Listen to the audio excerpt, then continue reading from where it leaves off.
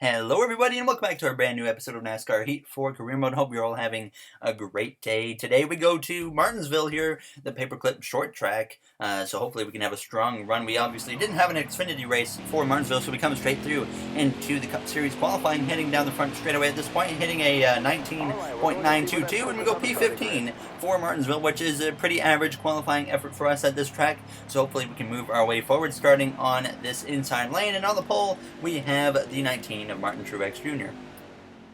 We're live from Martinsville Speedway for the STP 500. Now, Martinsville is known as the paperclip due to its unique shape.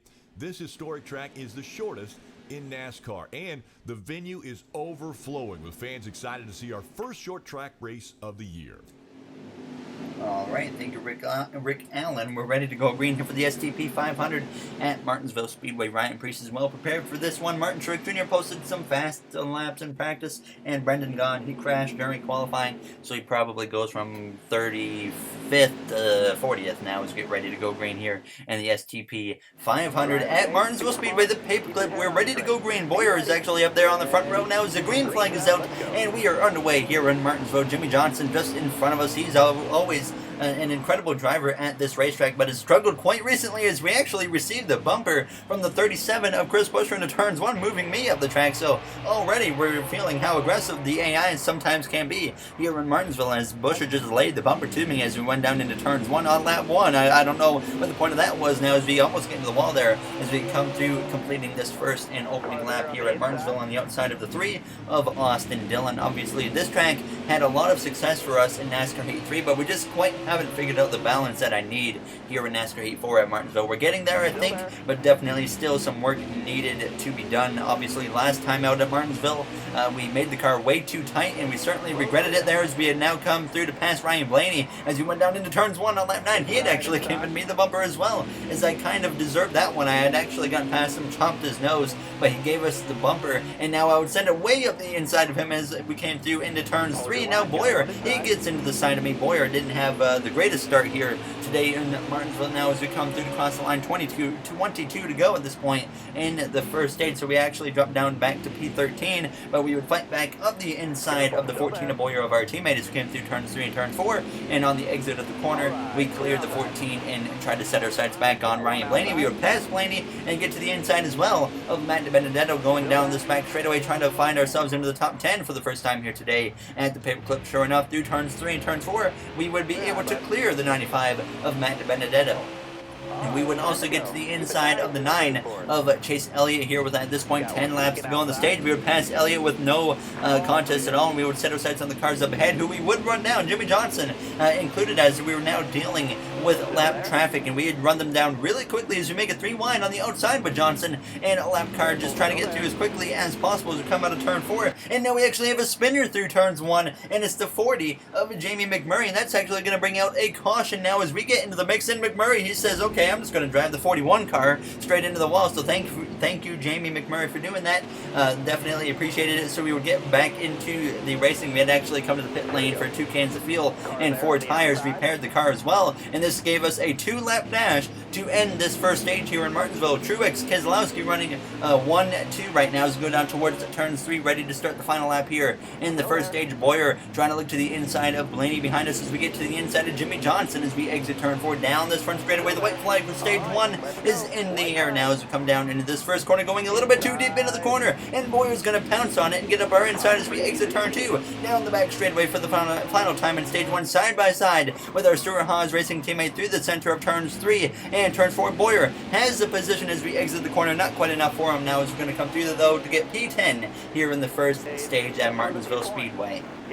So certainly nothing to be really disappointed about, but Truex wins the stage. Keselowski goes second, and Kurt Busch up there in P3. Kyle Busch and Joey Logano also round out your top 5 as we did not come to the pit lane, and we get ready to go green here for the start of stage 2.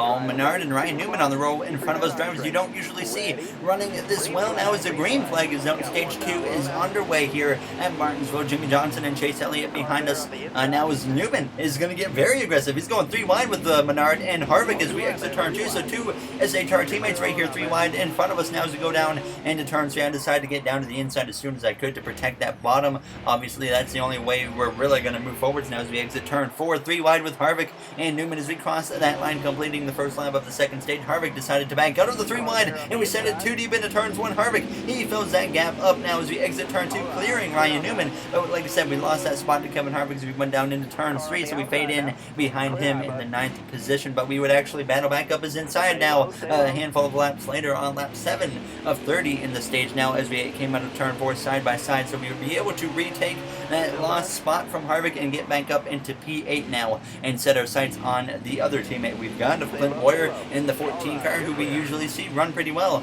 at Martinsville. Now as we came through on lap 9, still trying to run down the 14 of Boyer, but just didn't quite have the speed we needed. But now we have a spinner of David Reagan through turns 1 and turns 2, and that's once again going to bring out a caution now here in Martinsville. And he actually drives right up into the outside wall, but there is the yellow flag, so we would have to get ready for a restart here. Now as it's still Truex on that front row leading the way as the green flag is back out here in Martinsville. 18 laps to go in the second stage. Now as Newman is going to get very aggressive for the second restart in a row. He takes Boyer and Kyle Busch 3 wide up the inside. The last time it was up the around the outside. Now as we send it in through up the inside of Clint Boyer and Kyle Busch, so I'm going to get aggressive just like Ryan Newman is. I mean, if Ryan Newman can do it, I guess I can too. Now as we come through to complete that lap here, 17 to go in the stage up in P7. We're definitely showing a little bit of life here now as we exit turn 2 up the inside of Paul Menard in the 21. So definitely we made some adjustments, I think, at the end of stage 1 or somewhere when that caution came out before at the end of stage 1, and it certainly seems to be working now as we would fight our way up now to a top 5 position, passing Kurt Busch and setting our sights on Newman, who we would look to the inside of. And sure enough, out of turn 2 on lap 17 of 30 in the stage, we clear Ryan Newman, and then Keselowski passes Logano and now would follow through as well to look to the inside of Joey Logano here with a little bit over 10 to go in the stage as we went down into turns 1 side by side with the 22 of Logano. We would clear him for P3 and set our sights now on the 2 of Keselowski, who I couldn't quite get to at this point now. As you see, Jimmy Johnson actually on the pit lane due to a smoking car, so maybe an engine failure for the 48 of Jimmy Johnson. Very unfortunate for him. He's out of the race here in Martinsville, but now we were approaching the final lap of the stage through heavy lap traffic at this point, putting the pressure on the 2 of Brad Keselowski as we start this final lap here in stage 2 through turns 1. No pressure from behind for any positions, so we're just going to try and lay the pressure on Keselowski as we're sideways on the exit of the corner. As we go down towards turn 3, we're going to send it way in of the outside there, a little deeper than usual as we come through the center of the corner out of turns 4, and we're going to have the edge over Keselowski as we come through to cross the line to get P2 in stage 2. Truex once again wins the stage to pick up another playoff point here in Martinsville. So Truex looking to be the strongest competitor. He obviously won an Auto Club, not really the fastest car, but he did win that race now as we came through to make another wedge adjustment on the car, 2 cans of fuel and 4 tires as we would get ready to go green here for the third and final stage.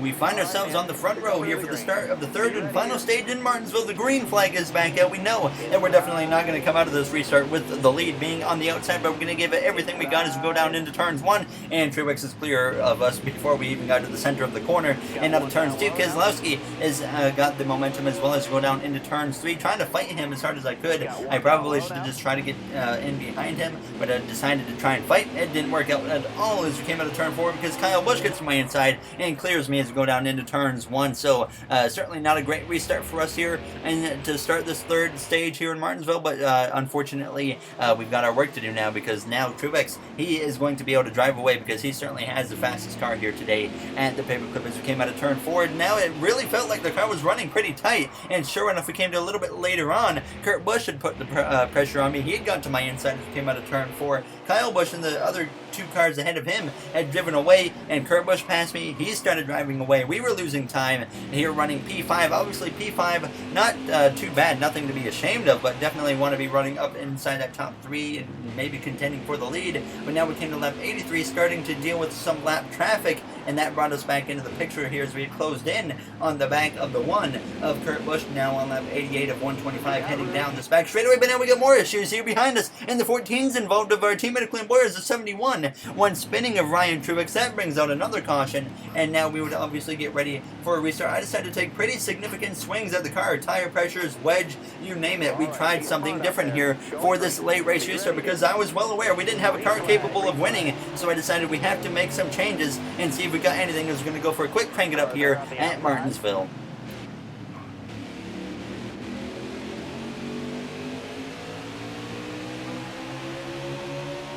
Careful, still there.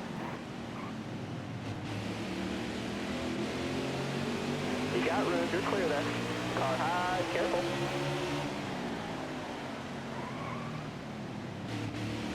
Stay on the bottom. Hold your line, got one outside. Careful, still there.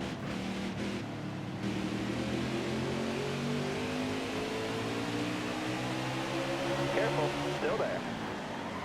Car there on the inside.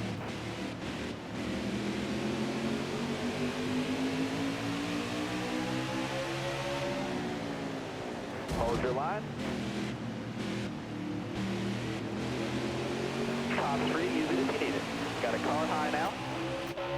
The wrong adjustments were definitely made on that pit stop because the car at this point was driving worse than it did at the start of the races. We are having one heck of a battle here with the two of Brad Keselowski, but those adjustments definitely were the wrong way to go. It was reminding me of what we had last time here at Martinsville, so definitely shouldn't have done that, and I was regretting it right away because you see on lap 100, I couldn't even turn the car. I just came out of turn 4 and drove straight into the wall. Unfortunately, Newman, he was able to pounce on that, so now we're going to have probably 30 laps or so of not being able to pass Ryan Newman, but thankfully, actually, we would be able to battle up the inside of him on lap 110. Running P6, you know that Martinsville is a track I love racing at when I'm really disappointed running P5, P6. I want to be up there contending for the lead, which Kyle Busch at this point actually had taken over the lead as we came out of turn 2, heading down the back straightaway. But sure enough, lap traffic became a bit of an issue, and we had run down the guys in front of us, but then the caution would come out once again here with 13 laps to go. Corey LaJoie was the reason for the caution. Couldn't find out what quite brought that yellow out. Obviously, we know he brought it up, but we don't know exactly what happened. Probably a blown tires, though, as we get going racing again with 10 laps to go here at Martinsville. Obviously, this restart probably going to be the last, and I looked at this as our last chance to maybe make something happen here. As we have damage on the right side of the car. Kyle Busch already clear. Kurt Busch putting pressure on Martin Truex Jr. We're also going to put pressure on Truex, see what we can do here as we come out of turn 4, and all of a sudden we're going to find ourselves up battling for the 3rd position again with 9 laps to go here in Martinsville. But certainly realized right away that we still didn't have the car that we needed as we came out of turn 4, getting into the wall again. Alex Bowman pounces on the opportunity here with 8 to go, and he's going to take over P3 as we got to the side of him there as he almost spins out, but thankfully hangs on to it. And now on lap 119, Truex gets to my inside as I send it in just a little bit too deep into turn 3, and now he's going to try and take over P4 as we go down into turns 1 with 6 laps to go here at the paperclip.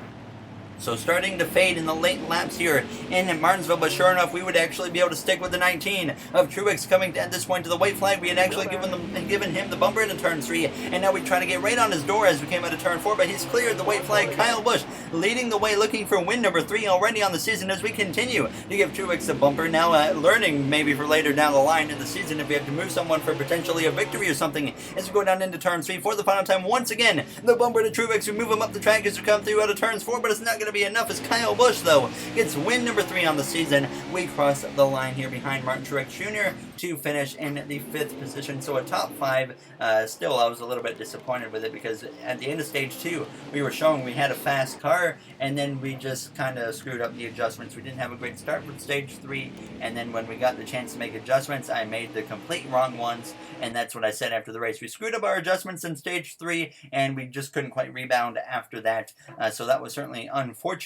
And hopefully we learn from that next time we go to Martinsville. Now, as always, if you guys did enjoy this episode, make sure to comment, like, and subscribe. Those would all be very, very appreciated. So hopefully we can eventually get a win at this track. I love Martinsville so much, but we just can't quite get to victory lane here in NASCAR Heat 4 at Martinsville. But in the next one, we have Texas, and the last time we were at Texas, there's a mixed bag. We usually struggle quite a bit here, and then sometimes we run pretty well. So I don't really know what to expect at Texas, but hopefully we can find ourselves themselves up inside the top 10 at least. There's 7th in the playoff standings at the moment. So that will do it for this one. I'll see you guys in the next one. Thank you for watching, everybody, and have yourselves a great day.